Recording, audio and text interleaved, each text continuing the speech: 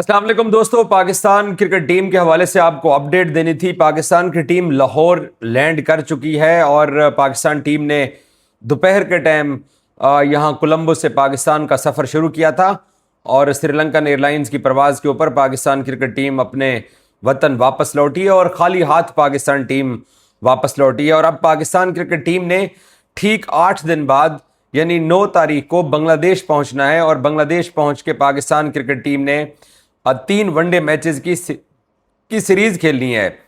इस सीरीज के लिए ऑब्वियसली शाहीन शाह अफरीदी पाकिस्तान के कप्तान होंगे, बट आप लोगों के लिए एक अपडेट ये है कि पाकिस्तान क्रिकेट बोर्ड की सिलेक्शन कमेटी अब ये फील करती है, जरा ये बताते हैं कि बहुत सारे प्लेयर्स का T20 कैरियर अब गोल हो चुका है। अब वो आपको T20 क्रिकेट में कम से कम खेलते हुए दिखाई नहीं देंगे और बहुत सारे ऐसे प्लेयर्स भी हैं जो कि पाकिस्तान की वनडे और टेस्ट टीमों के अंदर होते हैं, तो शायद वो आपको इस बांग्लादेश टूर के ऊपर रेस्ट करते हुए भी दिखाई दें। एक चीज़ तो जो कि अब हमें तस्लीम कर लेनी चाहिए कि T20 फॉर्मेट को लेके फ़हीम अशरफ हो गए या नवाज़ हो गए, इनकी पाकिस्तान की टीम के अंदर और इवन शादाब हो गए, इनकी पाकिस्तान की T20 टीमों के अंदर जगह अब शायद मुश्किल हो गई है, क्योंकि पाकिस्तान क्रिकेट बोर्ड को ये लगता है कि इनको अपॉर्चुनिटी दी गई थी और इतना बड़ा स्टेज दिया गया था और इनकी कोई इनसे कोई बड़ी डिमांड भी नहीं की गई थी। एक मैच होता है, 2 मैच होते हैं, 3 मैच होते हैं, तो मुसलसल जो नाकामियां हैं वो पाकिस्तान क्रिकेट बोर्ड को भी लगता है, अब सिलेक्शन कमेटी को, कि ये बहुत ज़्यादा हो गया है, तो सो ये इस फॉर्मेट के लिए मिसफिट हैं। और ऑब्वियसली शाहीन शाह अफरीदी भी आपको T20 के अंदर अब खेलते हुए दिखाई नहीं देंगे, बाबर आजम भी अब आपको T20 में खेलते हुए दिखाई नहीं देंगे।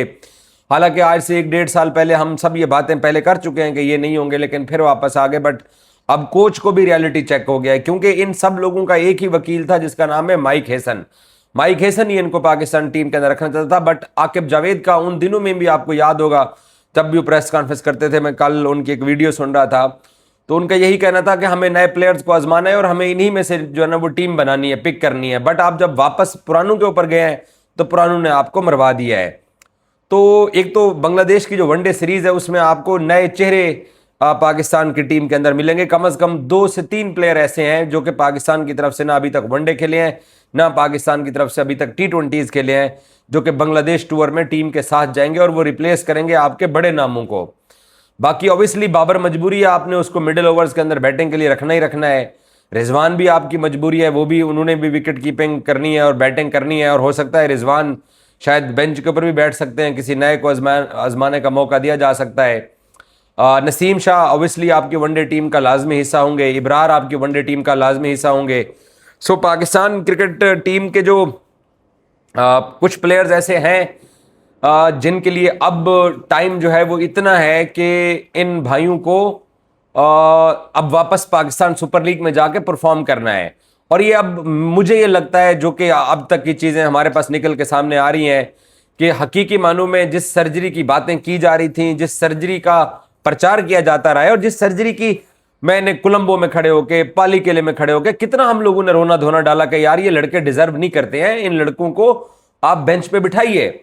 तो अब जो है ना वो सर्जरी आपको होते हुए दिखाई देगी और अब ये सर्जरी जो है 5 से 6 प्लेयर्स को T20 में आप अब नहीं देखने वाले वापस, और स्पेशली बड़े इवेंट्स के अंदर तो आप उनको नहीं देखने वाले हैं।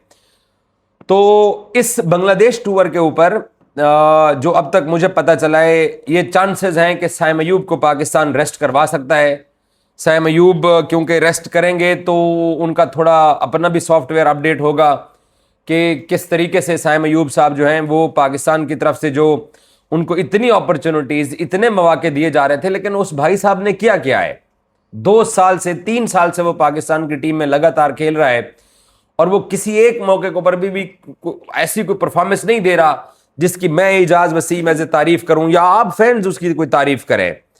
तो उनका भी बाहर बैठना बनता है और मुझे लगता यही है कि उनको भी बाहर बिठा दिया जाएगा, क्योंकि अगर T20s होते, T20s के अंदर तो ऑब्वियसली उनको ड्रॉप ही किया जाना था, लेकिन अब वनडे क्रिकेट के अंदर भी उनका बैठना बनता है और वो मुझे लगता है कि वो बैठेंगे। बाबर आजम सरवाइव जरूर कर जाएंगे। अगर इस T20 वर्ल्ड कप के बाद कोई T20 सीरीज होती तो बाबर आजम आपको ड्रॉप मिलते, आपको शाहीन भी ड्रॉप मिलते। जो श्रीलंकन कप्तान ने कल रात को शाहीन के साथ कर दिया आखिरी ओवर के अंदर, या इससे पहले भी डेथ ओवर्स के अंदर हैरी ब्रूक ने, या पिछले मैचेस के अंदर भी उसको मार पड़ी है, वो डेथ ओवर्स का बॉलर अब नहीं रहा। अब हारिस रऊफ की हम सबको याद आती है, और हारिस रऊफ को पाकिस्तान की टीम के अंदर होना चाहिए, वो मेहनत करता है। आमिर जमाल को होना चाहिए, वो मेहनत करता है। उसामा मीर का क्या कसूर है? उसने अच्छी अब तक क्रिकेट खेली हुई है, उसको पाकिस्तान सुपर लीग का नुमाया बॉलर होने के बावजूद वो 2024 का T20 वर्ल्ड कप नहीं खेला था। तो अब शफलिंग होने जा रही है, और जराए ये बताते हैं कि पाकिस्तान क्रिकेट बोर्ड का जो थिंक टैंक है, अब उसने जो है ना वो शायद हमारी सुन ली है, कौम की सुन ली है, आप लोगों की सुन ली है कि ये लोग T20 फॉर्मेट को डिजर्व नहीं करते हैं। और वनडे फॉर्मेट के अंदर भी सारे तो यंग प्लेयर नहीं होंगे, 2-4 सीनियर जरूर होंगे, बट बहुत सारे आपको बैठते हुए भी अब नजर आएंगे कि ये पाकिस्तान की टीम के अंदर अब आपको हार्डली नजर आएंगे। हसन नवाज वनडे क्रिकेट में वापस आएंगे, वो डिजर्व करता है कि उसको पाकिस्तान के वनडे टीम के अंदर होना चाहिए। उसने वेस्ट इंडीज में आपको वनडे मैचेस जितवाए हुए हैं, और वो लड़का ठीक है, चला क्या कोई साइम चला, क्या कोई बाबर आजम चला, क्या सलमान अली आगा चला, कौन चला है आपका? कोई भी नहीं चला ना। तो फिर हसन नवाज का क्या कसूर है? वो डिजर्व करता है, उसको पाकिस्तान की टीम में होना चाहिए। बाकी पाकिस्तान क्रिकेट बोर्ड की सिलेक्शन कमेटी जो है अगले कुछ दिनों तक टीम का ऐलान करेगी, और आपको कुछ नए चेहरे भी दिखाई देंगे और कुछ आपको बड़े नाम बेंच के ऊपर भी दिखाई देंगे। एक चीज तो फिर से मैं आपको रिपीट कर दूं कि T20 क्रिकेट में अब बहुत सारे लोगों का कैरियर खत्म हो चुका है। ये आखिरी T20 असाइनमेंट उन्होंने भुगता लिया है। नाम आहिस्ता आहिस्ता आपके सामने आते जाएंगे, कुछ मैंने आपको बता भी दिए हैं।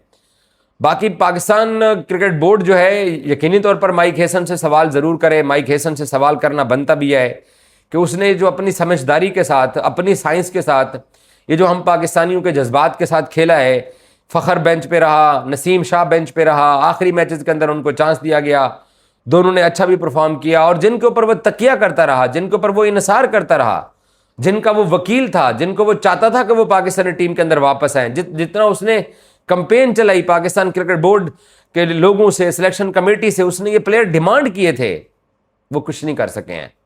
माइक हेसन को अपने इस एक्ट के ऊपर निदामत होनी चाहिए, और उसको पाकिस्तान क्रिकेट बोर्ड को एक फेयर किस्म की रिपोर्ट देनी चाहिए, और एतराफ़ करना चाहिए कि ये जो वर्ल्ड कप पाकिस्तानियों का ज़ाया हुआ है, ये मेरी साइंस की वजह से ज़ाया हुआ है। और ऑब्वियसली सलमान अली आगा की भी जिम्मेदारी बनती है। आगा इस जिम्मेदारी को पूरा करे, आगा इस जिम्मेदारी को निभाए।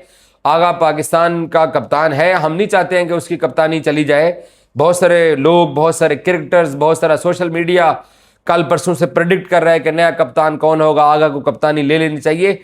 एक तो पहली बात मैं आपको बताऊंगा, आगा की कप्तानी कहीं नहीं जा रही है, क्योंकि अभी रिसेंट पास्ट के अंदर जो आगा ने पाकिस्तान के लिए किया है, कम से कम इससे पहले कोई इतनी भी उम्मीदें नहीं थी। तो दूसरा, अब आगे पाकिस्तान ने वनडे सीरीज खेलनी है तो शाहीन कप्तान है, और आगा आपको वनडे टीम के अंदर चाहिए लाजमी चाहिए। Thank you so much.